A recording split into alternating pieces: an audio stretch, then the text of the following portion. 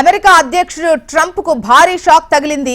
New York mayor ఎన్నికల్లో democratic party అభ్యర్థి భారత సంతతికి చెందిన జోహ్రాన్ విజయం సాధించారు. ముందు నుంచి మమ్దాని ఆధిక్యంలోనే కొనసాగారు. మమ్దాని విజయం నేపథ్యంలో ఆయనకు పలువురు నేతలు అభినందనలు తెలిపారు. మేయర్ ఎన్నికల్లో ఆయనకు 49.6% ఓట్లు వచ్చాయి. ప్రత్యర్థి క్యూమోకు 41.6% ఓట్లు వచ్చాయి. దీంతో దాదాపు 1,00,000 ఓట్లకు పైగా మెజారిటీతో మమ్దాని విజయం సాధించారు. కాగా ఒక ఉన్నత కుటుంబం నుంచి స్వయం ప్రకటిత ప్రజాస్వామ్య సోషలిస్ట్ అయిన మమ్దాని భారత సంతతికి చెందిన తల్లిదండ్రులకు ఉగాండాలో జన్మించారు. 7 ఏళ్ల నుంచి అమెరికాలో ఉంటున్నారు. 2018లో సహజ పౌరసత్వం పొందారు. 2021 నుంచి న్యూయార్క్ చట్టసభ సభ్యులుగా కొనసాగుతున్నారు.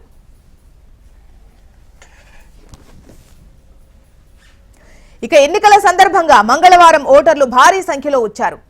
నగర ఎన్నికల బోర్డు తెలిపిన వివరాల ప్రకారం దాదాపు 2 మిలియన్లకు పైగా ఓటర్లు ఓటు వేశారు. 1969 తర్వాత న్యూయార్క్ మేయర్ ఎన్నికల్లో ఇంత భారీ స్థాయిలో ఓటు వేయడం ఇదే మొదటిసారి. కాగా అక్టోబర్ 24, 28 మధ్య నిర్వహించిన మారిస్ట్ పోల్లో మమ్దాని క్యూమో కంటే 16 పాయింట్లు ఆధిక్యంలో ఉన్నారని తెలిపింది.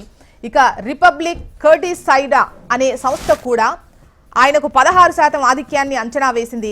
ఇదిలా ఉండగా వామపక్ష నేత అయిన జోహ్రాన్ మమ్దానిపై అమెరికా అధ్యక్షుడు ట్రంప్ ఇటీవల విరుచుకుపడ్డ విషయం మనకు తెలిసిందే. ఆయన గెలిస్తే న్యూయార్క్ నగరం ఆర్థిక సామాజిక విధ్వంసానికి గురవుతుందని, నగర మనుగడకే ముప్పు వాటిల్లుతుందని హెచ్చరించారు. మమ్దాని 100% కమ్యూనిస్టు పిచ్చోడని ట్రంప్ దుయ్యబట్టడం మనకు తెలిసిందే. అయినప్పటికీ మమ్దాని విజయం సాధించడం ఇక్కడ విశేషమని చెప్పుకోవచ్చు.